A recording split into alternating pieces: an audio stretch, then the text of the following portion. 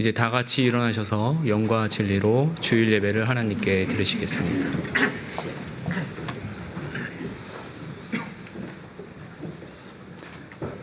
너희는 너희가 하나님의 성전인 것과 하나님의 성령이 너희 안에 계시는 것을 알지 못하느냐? 누구든지 하나님의 성전을 더럽히면 하나님이 그 사람을 멸하시리라. 하나님의 성전은 거룩하니 너희도 그러하니라. 아멘. 할렐루야. 성소에서 주를 찬양하여라. 권능의 궁창에서 주를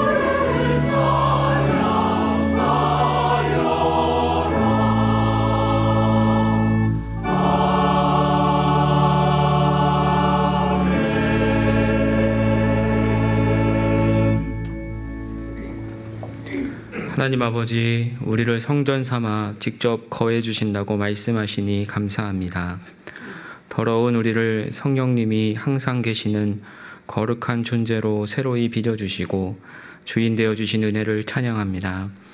하지만 그리스도 안에서 살아가게 하시는 권리와 능력을 주셨음에도 우리는 때때로 육체 가운데 괴로워하며 죄의 법에 끌려가기도 합니다.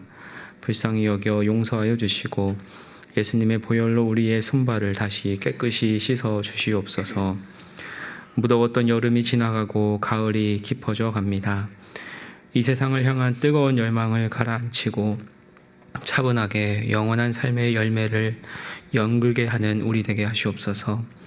오늘 예배를 드리며 창문을 열어 이 땅이 아닌 주를 바라보고 우리가 하나님의 성전됨을 더욱 깊이 인식하며 거룩하게 살도록 하시옵소서. 예수님의 이름으로 기도드리며 이제 우리 모두 주님께서 가르쳐 주신 기도를 감히 주님의 이름으로 담대히 드리오니, 하늘에 계신 우리 아버지여, 이름이 거룩히 여김을 받으시오며 나라의 임하옵시며 뜻이 하늘에서 이룬 것 같이 땅에서도 이루어지이다. 오늘날 우리에게 일용할 양식을 줍시고 우리가 우리에게 죄 지은 자를 사하여 준 것 같이 우리 죄를 사하여 주옵시고 우리를 시험에 들게 하지 마옵시고 다만 악에서 구하옵소서. 대개 나라와 권세와 영광이 아버지께 영원히 있사옵나이다. 아멘.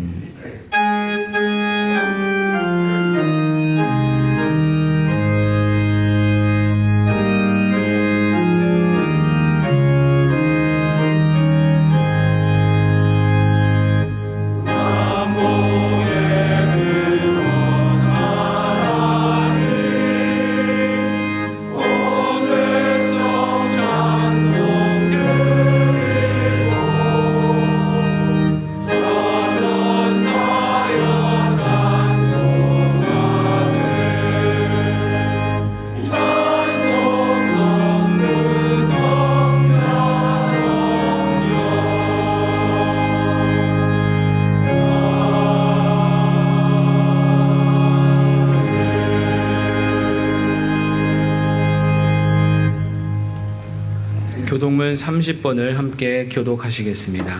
교독문 30번입니다.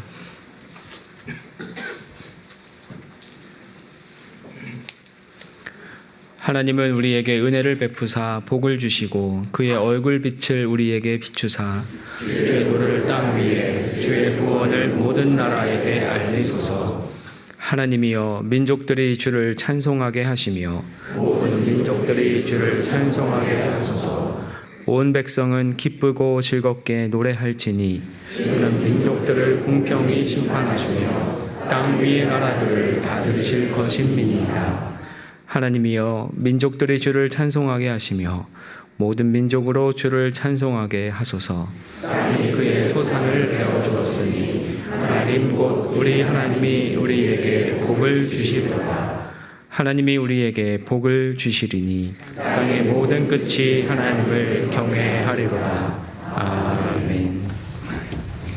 전능하사 천지를 만드신 하나님 아버지를 내가 믿사오며 그 외아들 우리 주 예수 그리스도를 믿사오니 이는 성령으로 잉태하사 동정녀 마리아에게 나시고 본디오 빌라도에게 고난을 받으사 십자가에 못 박혀 죽으시고 장사한 지 사흘 만에 죽은 자 가운데서 다시 살아나시며 하늘에 오르사 전능하신 하나님 우편에 앉아 계시다가 저리로서 산자와 죽은 자를 심판하러 오시리라. 성령을 믿사오며 거룩한 공회와 성도가 서로 교통하는 것과 죄를 사하여 주시는 것과 몸이 다시 사는 것과 영원히 사는 것을 믿사옵나이다. 아멘.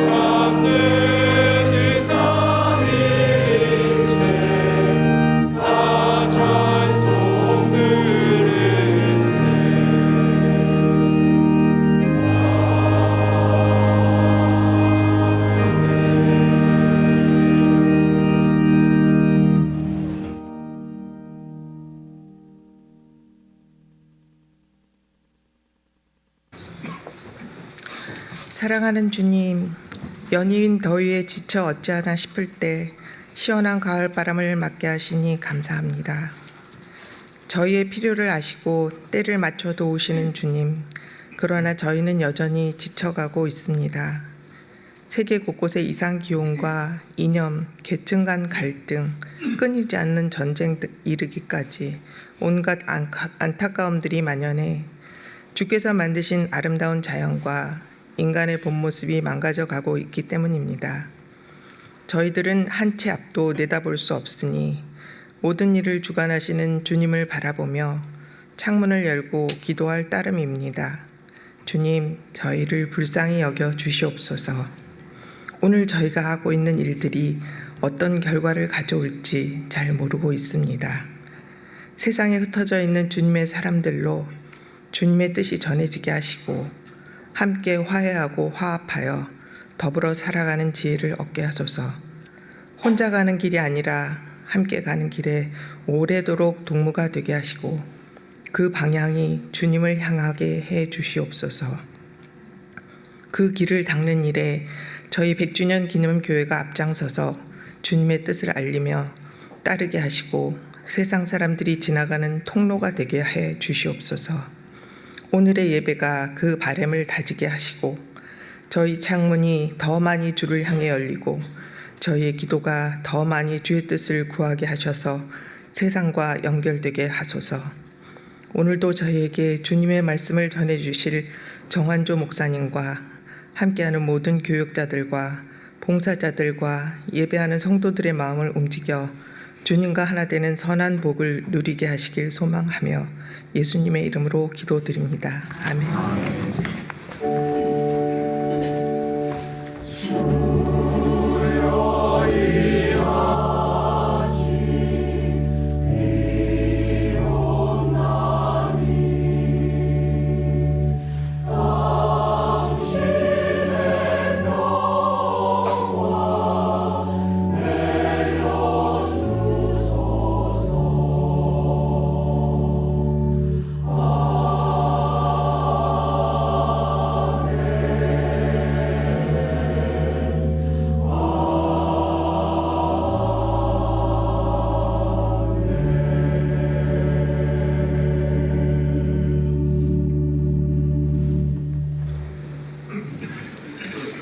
교회 소식을 알려드리겠습니다. 첫째 주일인 오늘은 우리 교우님을 위해 홍보관 2층 양화진 선교사 전시실인 양화진 홀을 개방합니다. 상임위원회가 이번 주 목요일 오후 7시 30분에 선교기념관 한경직 홀에서 열립니다. 교회학교 교사를 위한 상반기 교사학교가 창문을 열고 바라보는 다가온 미래라는 주제로 10월 13일과 20일 주일 오후 3시 30분에 교육관 4층에서 열립니다. 한림대학교 소프트웨어 학부 교수 및 대학 원장이신 박서평 장로님의 강의로 진행되며 현 교사 외에 누구든지 참여하실 수 있습니다. 공동담임 강효선 목사의 신임에 대한 공동의회 투표가 10월 27일 주일 오전 7시 30분부터 오후 5시 30분까지 진행됩니다.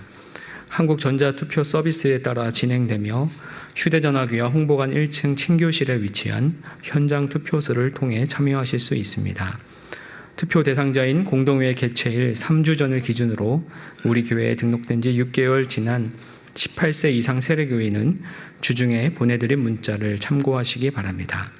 문자를 받지 못하신 분은 홍보관 3층 사무실 또는 1층 친교실에서 선거인 명부를 확인하시고 수정 및 추가 사항은 13일 주일까지 담당 교육자 또는 사무국에 요청해 주시기 바랍니다. 투표 관련된 기본적인 내용은 홈페이지 교회 소개의 교회 정관 제2장 6조와 제4장 제19조를 통해 확인하실 수 있습니다. 교우님의 많은 관심과 참여 부탁드립니다.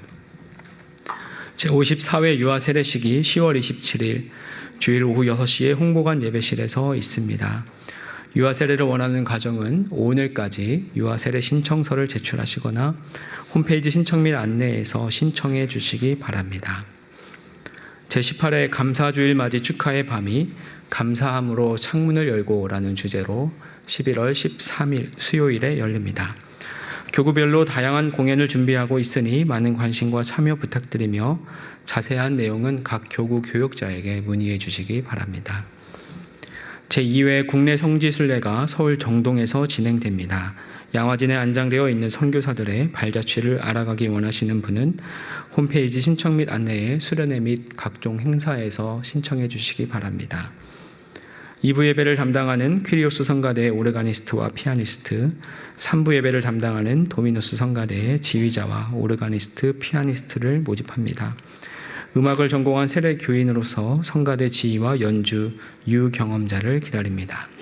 자세한 내용은 홈페이지 안내 및 공지에 교회에서란을 참고해 주시기 바랍니다. 나머지 교회 소식은 주보를 참고해 주시기 바랍니다.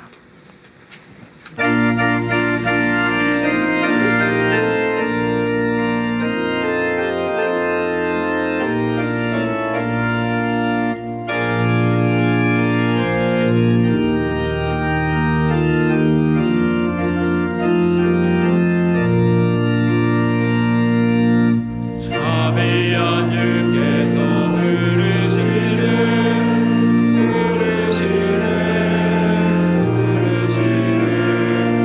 사랑의 빛을 외양하고 점점 더 멀리 가라.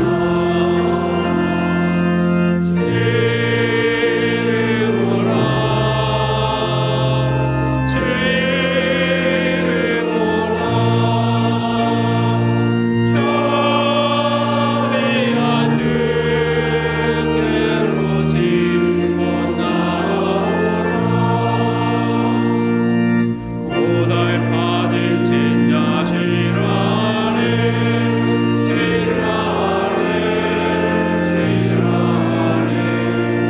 무거운 짐 진야 나나오라. 주게 주시리라. 주를 보라, 주를 보라. 자비한 주께로 지금 나오라.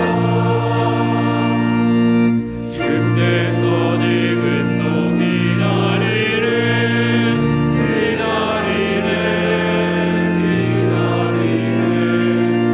죄짐을 가지고 다 나오라.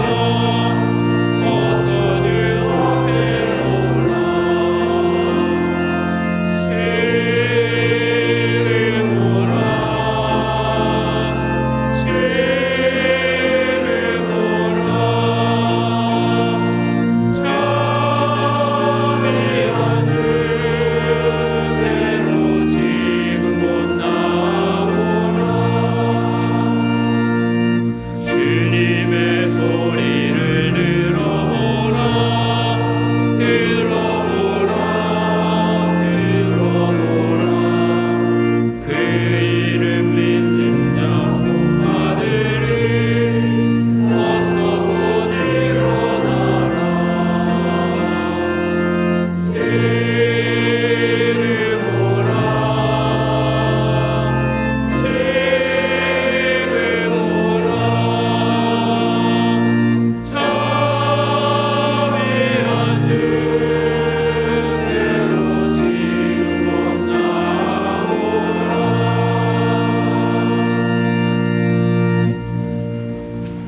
오늘 우리에게 주시는 하나님 말씀은 에베소서 1장 15절에서 19절입니다. 신약 성경 311쪽입니다. 에베소서 1장 15절에서 19절입니다. 제가 봉독하겠습니다. 이로 말미암아 주 예수 안에서 너희 믿음과 모든 성도를 향한 사랑을 나도 듣고 내가 기도할 때에 기억하며 너희로 말미암아 감사하기를 그치지 아니하고 우리 주 예수 그리스도의 하나님 영광의 아버지께서 지혜와 계시의 영을 너희에게 주사 하나님을 알게 하시고 너희 마음의 눈을 밝히사 그의 부르심의 소망이 무엇이며 성도 안에서 그 기업의 영광의 풍성함이 무엇이며 그의 힘의 위력으로 역사하심을 따라 믿는 우리에게 베푸신 능력의 지극히 크심이 어떠한 것을 너희로 알게 하시기를 구하노라. 아멘.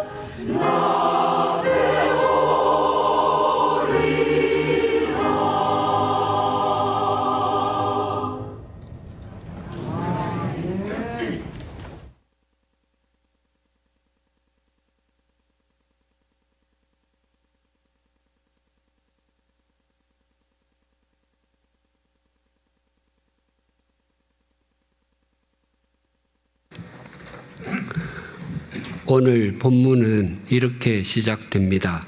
이로 말미암아. 이러한 이유로라는 의미입니다. 이러한 이유는 지난 12주 동안 살폈던 3절에서 14절의 말씀을 가리킵니다. 서양 철학은 플라톤의 각주로 이루어져 있다라는 말이 있습니다. 그 의미는 서양 철학 사상에는 플라톤이 미친 영향력이 지대하다는 의미입니다. 그래서 철학은 플라톤이고 플라톤은 철학이다라고 말하기도 합니다. 같은 의미로 서양 기독교 신학은 단지 아우구스투스의 각주에 불과하다라는 말도 있습니다. 에베소서 1장 3절에서 14절까지가 에베소서 전체의 핵심이고 나머지는 그것에 대한 풀이와도 같습니다. 3절에서 14절에는 우리가 하나님의 자녀가 되는 것과 죄에서 속량함을 받는 것, 마지막까지 인도되는 일에 성부, 성자, 성령 하나님 삼위일체께서 모두 역사하신다고 합니다. 성부 하나님은 우리에게 하늘에 속한 모든 신령한 복을 주실 뿐만 아니라 우리를 하나님의 자녀가 되게 해 주셨다고 하십니다. 성자 하나님은 우리를 속량해 주시고 우리를 그리스도 안에서 통일되게 하신다고 하십니다. 그리고 성령 하나님은 우리의 보증이 되신다고 합니다. 보증은 계약금 또는 일회 불입금이라는 뜻입니다. 첫해 불입금 또는 계약금이 성령님이시면 도대체 본 계약은 얼마나 큰 것이겠습니까? 첫해 불입금 또는 계약금이 되시는 성령님이 영원하신 분이시니 본 계약도 영원한 것이고 우리를 영원히 인도해 주신다는 것입니다. 다윗이 쓴 시편 8편에 이런 말씀이 있습니다. 시편 8편 4절과 5절입니다. 사람이 무엇이기에 주께서 그를 생각하시며 인자가 무엇이기에 주께서 그를 돌보시나이까. 그를 하나님보다 조금 못하게 하시고 영화와 존귀로 관을 씌우셨나이다. 에베소서 1장 3절에서 14절을 읽고 묵상하면 이 시편 8편의 말씀이 떠오르곤 합니다. 하나님, 우리는 우리가 생각해도 지극히 미천하고 너무도 부족하며 정말 형편없는 존재인데 우리가 도대체 하나님께 어떤 존재이기에 우리를 이렇게 존귀하게 여겨주신다는 말입니까? 라는 고백이 저절로 흘러나옵니다. 저는 그 크신 삼위일체 하나님의 사랑과 역사를 형언할 길이 없습니다. 오늘 본문은 사도 바울이 드린 에베소 교회를 위한 기도입니다. 바울이 에베소 교회를 위해서 기도를 드리게 된 이유가 3절에서 14절의 말씀입니다. 에베소 사람들이 하나님께서 주시는 영적인 복을 받으며 하나님의 자녀가 되고 예수님께서 속량해 주시고 성령님께서 보증해 주실 정도의 존재이기 때문입니다. 즉 하나님께서 그들을 존귀하게 여겨주시기 때문입니다. 우리도 누군가를 위해서 기도를 드린다면 그것은 그 사람이 부족하거나 연약하기 때문이거나 가진 것이 없기 때문이 아닙니다. 하나님께서 그 사람을 존귀하게 여기시기 때문입니다. 오늘 본문 15절과 16절이 이렇게 증가합니다. 이로 말미암아 주 예수 안에서 너희 믿음과 모든 성도를 향한 사랑을 나도 듣고 내가 기도할 때에 기억하며 너희로 말미암아 감사하기를 그치지 아니하고.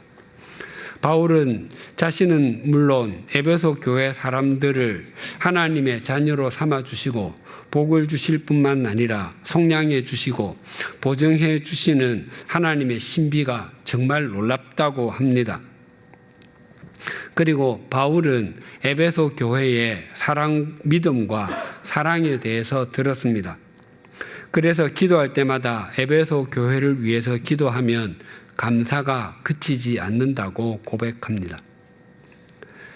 바울은 2차 전도 여행을 마치고 고린도에서 안디옥으로 돌아가는 길에 에베소를 잠시 들러 회당에서 유대인들과 토론하며 복음을 전했습니다. 유대인들은 바울과의 토론에 흥미를 느끼고 좀 더 오래 머물러 주십시오라고 청했지만 바울은 고개를 가로젓고는 하나님의 뜻이 있으면 내가 다시 돌아오겠습니다라고 작별을 고한 뒤에 배를 타고 안디옥으로 향했습니다. 그 후에 바울은 3차 전도 여행을 떠났습니다. 바울의 3차 전도 여행 기간은 4년 정도 되는데 그 중에서 3년을 에베소에서 보냈습니다. 지금도 그러하지만 고대에는 도시가 발달하는데 강과 바다의 역할은 굉장히 중요했습니다. 당시 로마 제국의 5대 도시 중 하나인 에베소는 그리스와 튀르키예 사이에 에게해 연안에 위치했을 뿐만 아니라 카이스테로스 강 어귀에 있었기 때문에 상업이 굉장히 발달한 항구 도시였습니다. 에베소에는 소아시아 지역의 최대 도시였고 당시로는 없는 것이 없는 곳이었습니다. 그래서 에베소는 고대 세계 허용의 시장이라 불렸습니다. 또한 에베소의 가장 큰 자랑거리는 고대 7대 불가사의 중에 하나인 아르테미스 신전이었습니다.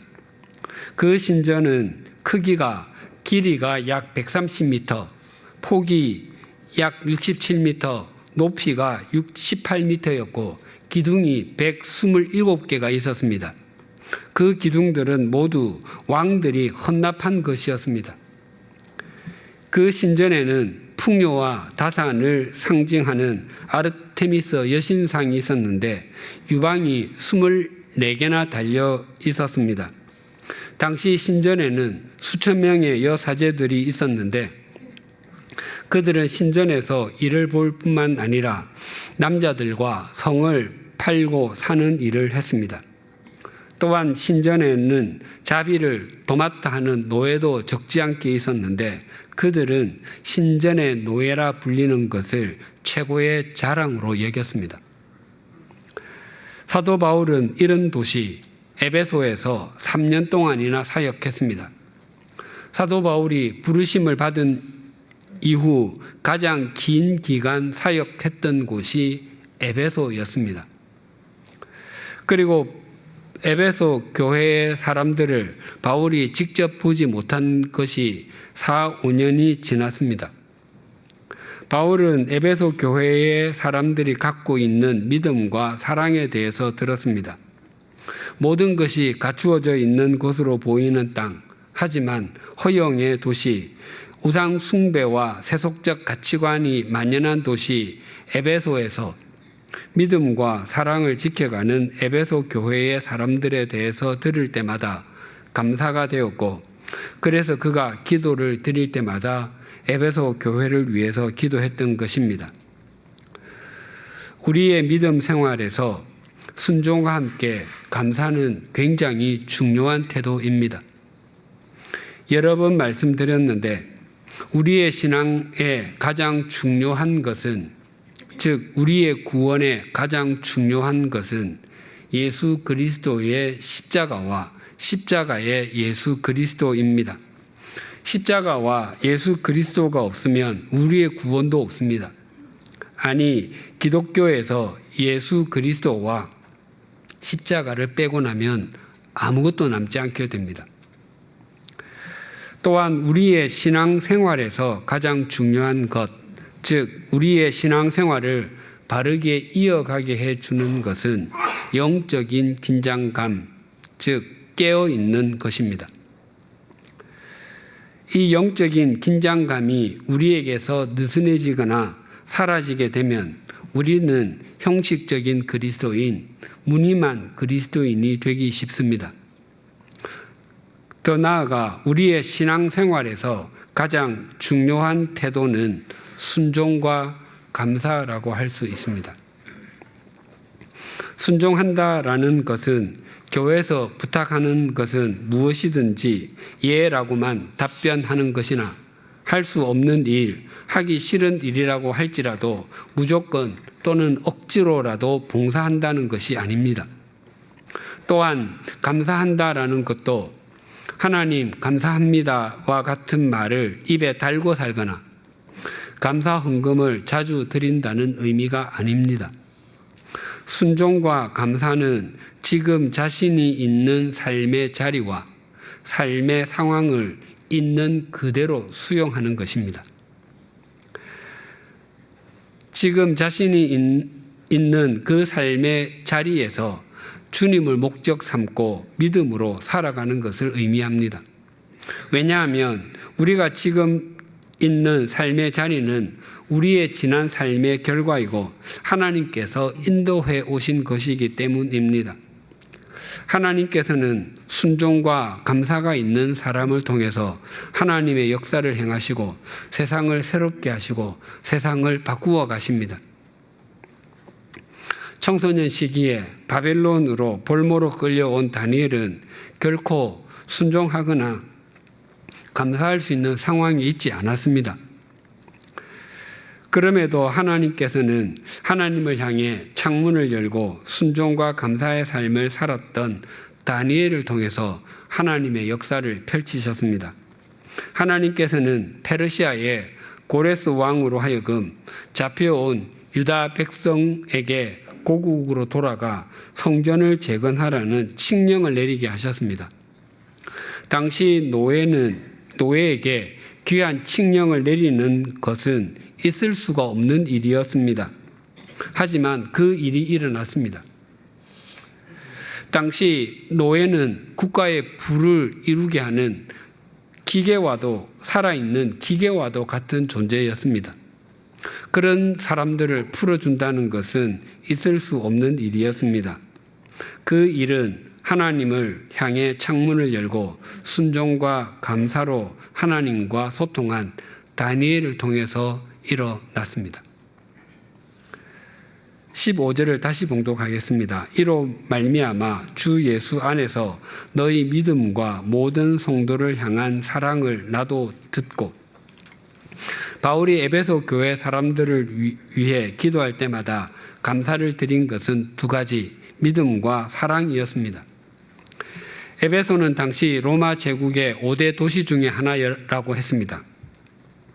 그때까지는 아직 기독교가 미미해 보였기에 로마 제국으로부터 박해를 받기 전이었습니다. 에베소에는 경제가 발달한 도시답게 세속적 가치관이 만연했고 도덕적 타락과 부정부패가 일상적이었습니다. 게다가 아르테미스 신전과 관련된 종교와 상업은 에베소를 지탱하게 해주는 거대한 기둥과 같았습니다. 그런 사회 속에서 살면서도 에베소 교회 사람들은 믿음으로 살았습니다. 믿지 않는 사람들로서는 이해할 수도 없고 흉내도 낼 수 없는 삶이었습니다. 에베소 교회 사람들이 에베소의 가치관을 따르지 않고 믿음을 따라서 살 수 있었던 것은 그들이 주 예수 안에 있었기 때문입니다. 당시 다른 교회들에서도 그러하였지만 에베소 교회에서도 할례를 받아야 하나님 나라의 백성이 되고 구원을 얻는다고 주장하는 거짓 교사들이 적지 않았습니다. 그들은 에베소 교회 사람들을 향해서 할례도 받지 못한 사람들이라고 비아냥거렸습니다. 이에 대해서 사도 바울은 같은 감옥에서 써서 보낸 편지인 빌립보서에서 이렇게 말합니다. 빌립보서 3장 1절에서 3절입니다. 끝으로 나의 형제들아 주 안에서 기뻐하라. 너희에게 같은 말을 쓰는 것이 내게는 수고로움이 없고 너희에게는 안전하니라. 개들을 삼가고 행악하는 자들을 삼가고 몸을 상해하는 일을 삼가라. 하나님의 성령으로 봉사하며 그리스도 예수로 자랑하고 육체를 신뢰하지 아니하는 우리가 곧 할례파라. 당시 교회를 뒤흔들었던 두 이단 사상은 영지주의와 율법주의였습니다. 영지주의는 영은 선하지만 물질은 악하다고 여겼기에 사람으로 오신 예수님을 부인했습니다. 선한 영이신 분이 악한 물질인 육체로 세상에 오셨을 리가 없다는 것이었습니다. 반면에 율법주의는 믿음만을 통해서는 구원에 이를 수 없고 행위가 더해져야 구원에 이를 수 있다고 했습니다. 개, 행악하는 자, 몸을 상해하는 자는 모두 율법주의자를 지칭합니다. 개들과 행악하는 자들과 몸을 상해하는 일을 삼가라라고 표현해도 될 터인데 바울은 개들을 삼가고 행악하는 자들을 삼가고 몸을 상해하는 일을 삼가라라고 삼가라는 명령을 3번이나 반복해서 말하고 있습니다. 그만큼 율법주의자들을 조심하라는 의미였습니다. 특히 몸을 상해하는 일과 할례에는 언어 유희가 있습니다. 할례가 헬라어로 페리토메인데 둥글게 자르다의 뜻입니다. 반면에 몸을 상해하는 일은 카타토메, 절단하다의 뜻입니다. 레위기에서 죽은 사람 때문에 몸에 상처를 내는 일을 하지 말라고 합니다. 그래서 바울은 율법주의자들은 자신이 할례를 받았다는 것을 자랑하지만 실상 그것은 몸에 하나님께서 금하신 칼자국을 낸 것에 불과하다라고 경고하는 것입니다. 반면에 진정한 할례파로 사는 사람은 성령으로 봉사하고 그리스도 예수로 자랑하며 자기 육체를 신뢰하지 않는다고 합니다. 성령으로 봉사하다에서 봉사하다는 예배드리다, 하나님을 섬기다라고 번역할 수도 있습니다.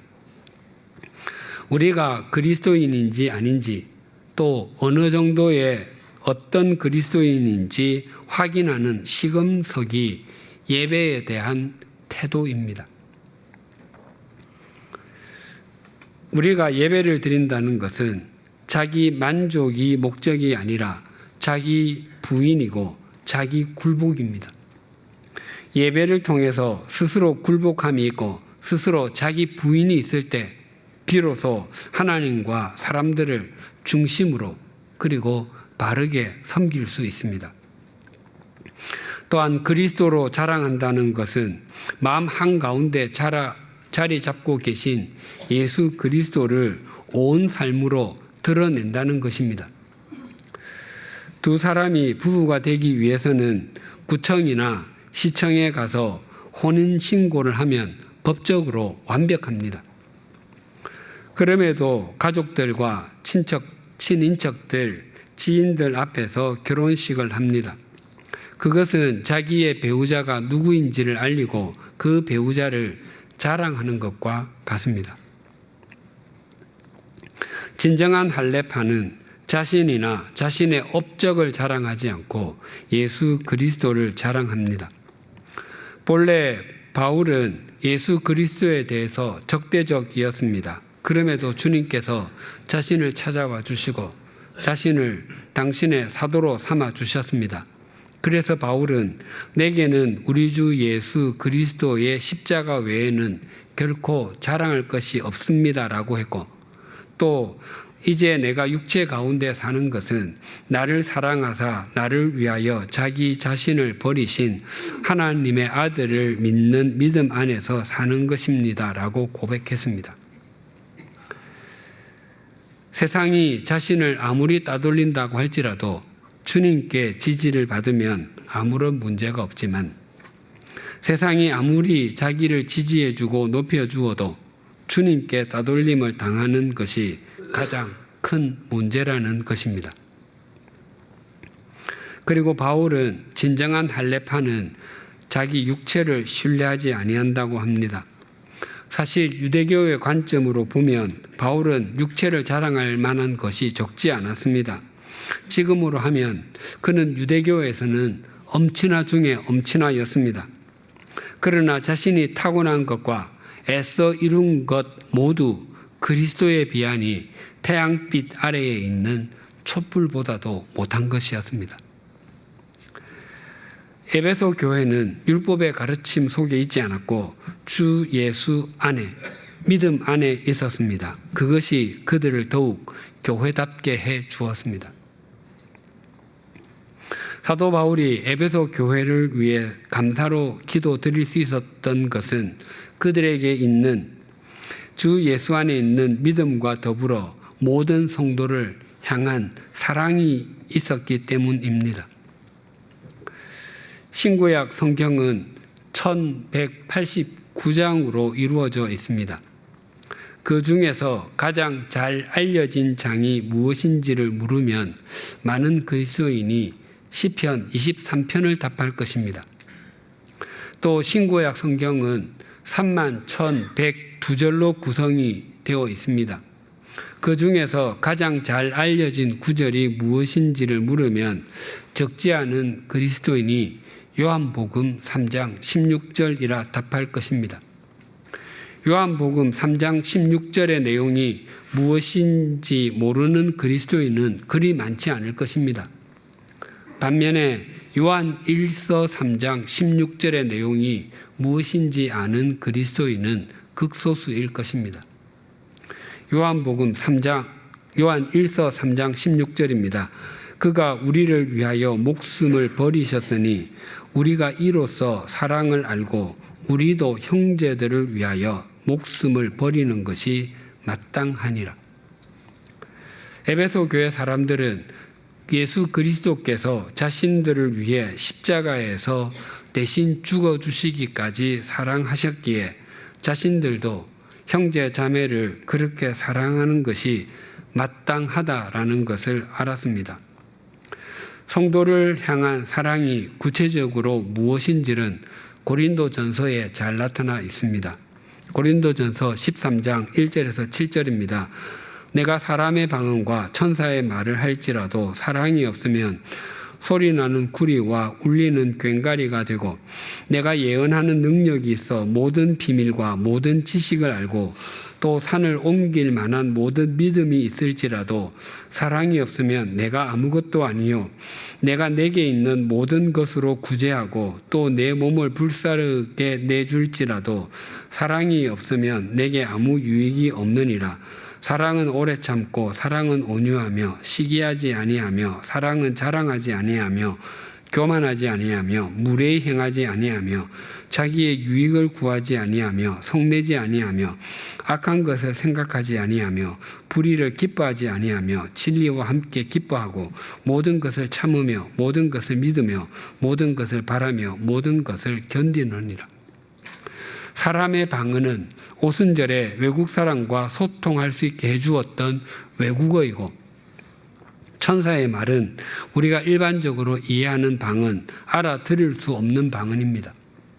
우리가 어떤 방언을 말한다 할지라도 사랑이 내게 없으면 그것은 소리나는 구리와 울리는 꽹과리가 된다고 합니다. 즉 소음이라는 것입니다.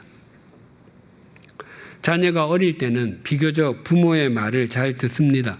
그러다가 청소년기를 지나면서 어느 순간부터 부모의 말을 듣지 않는 경우가 적지 않습니다. 그것은 부모의 말이 소음처럼 들리기 때문입니다. 부모는 자녀를 사랑한다고 말하지만 자녀가 볼 때 자기 부모가 사랑하는 것은 자기 자신인데 자녀를 사랑한다고 말한다고 합니다. 그런데 그렇게 느껴지면 부모의 소리가 소음처럼 들립니다. 혹 자신이 천사의 방언을 말한다 할지라도 하나님께서 보시기에 너는 소음을 발생시키고 있구나로 여겨질 수 있습니다. 또한 예언하는 능력, 모든 비밀과 모든 것을 아는 능력, 산을 옮길 수 있는 능력은 얼마나 대단해 보입니까? 그러나 그것마저도 사랑이 없으면 아무것도 아니다라고 말씀하십니다.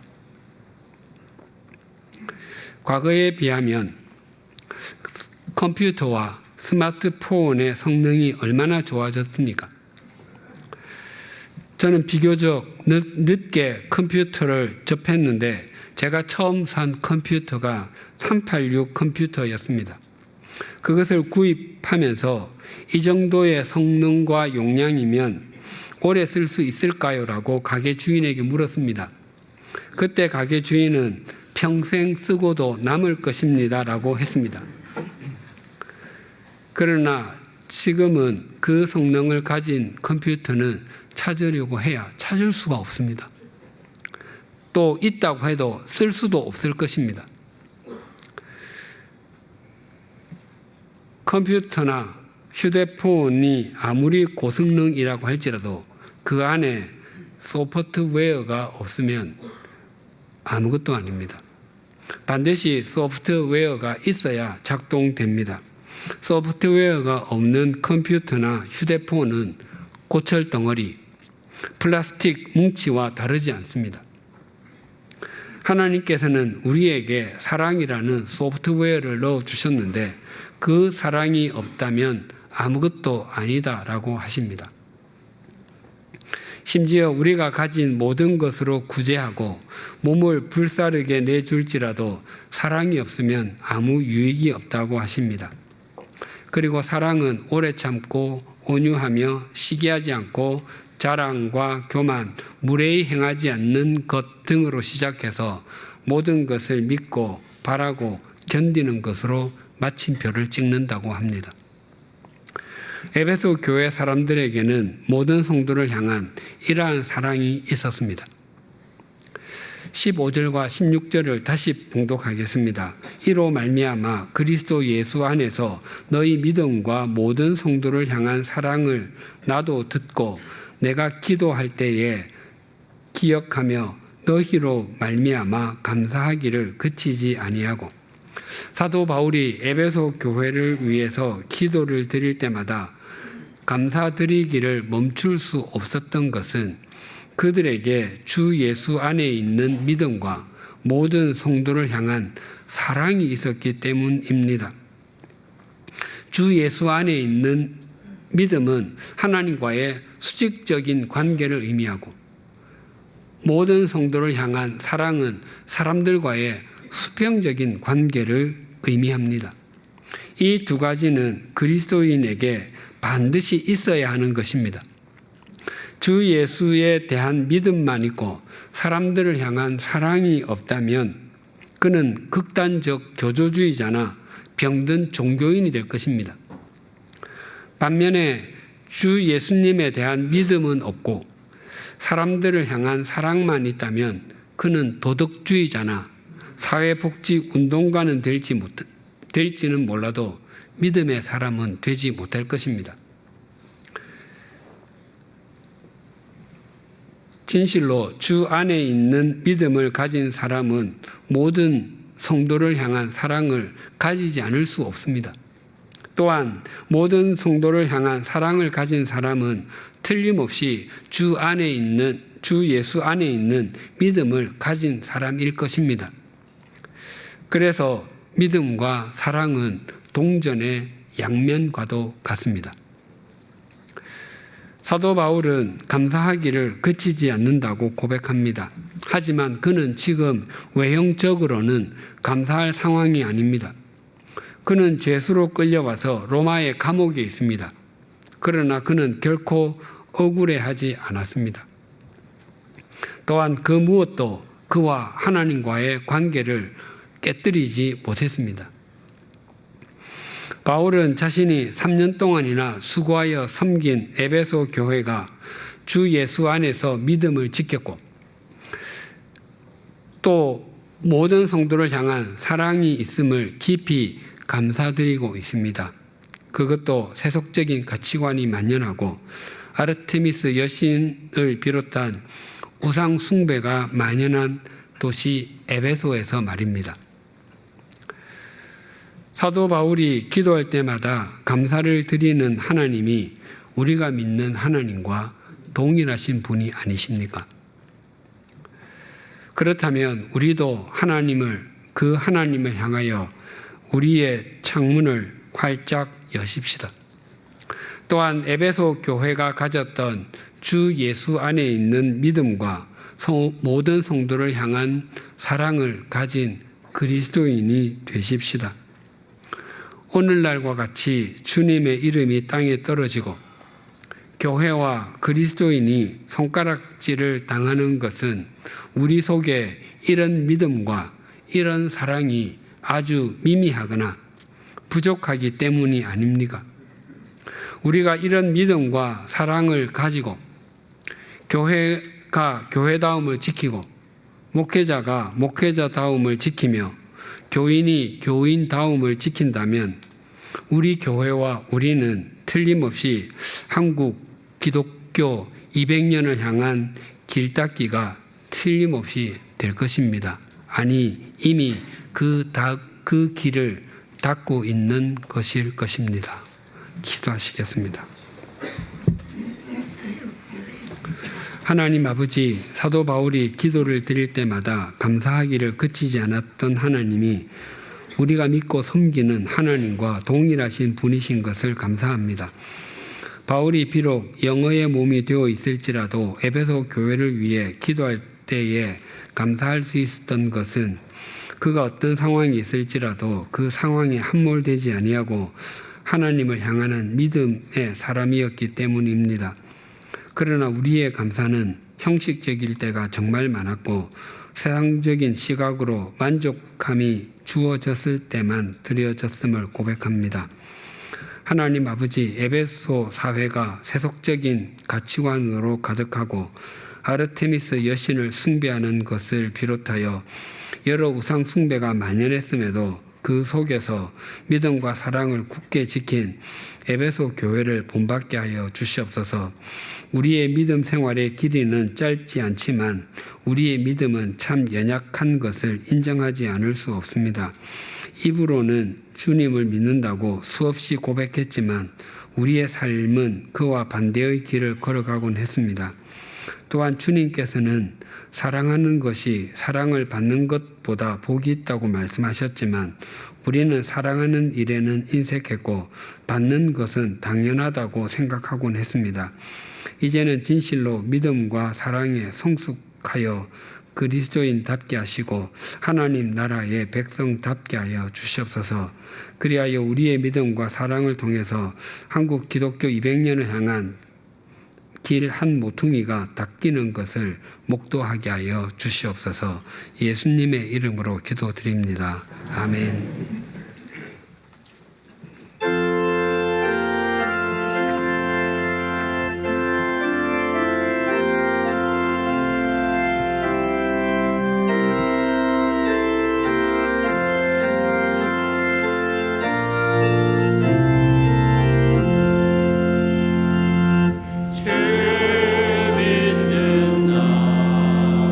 남이의 진실하고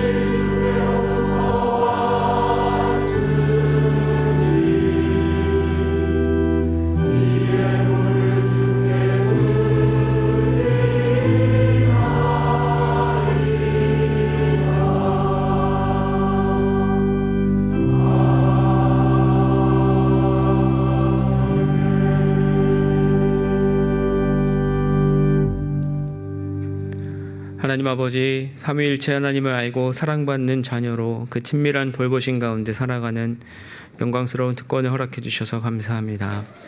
하지만 세속적 가치관과 우리의 욕망으로 대변되는 우상을 섬기는 이 세태 가운데 그리스도인으로 살아가기가 버겁고 눈물겨울 때가 있습니다. 그럼에도 하나님의 은혜로 이 땅에 매몰되지 않고 에베소 교회처럼 하나님을 믿는 수직적 관계와 모든 성도를 사랑하는 수평적 관계의 균형을 지키며 예수님을 자랑하게 하셨습니다.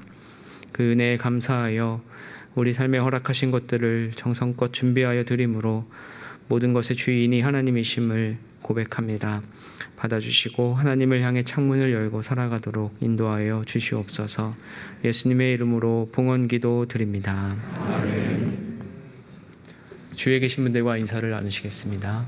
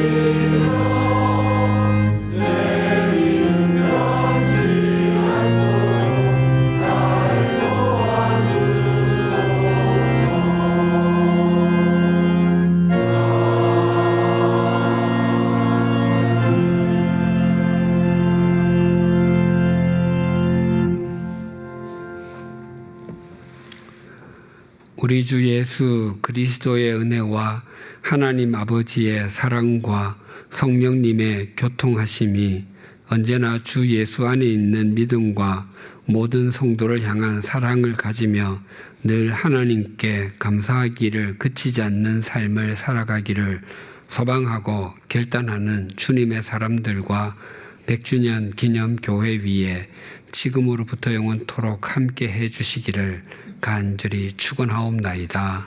아멘.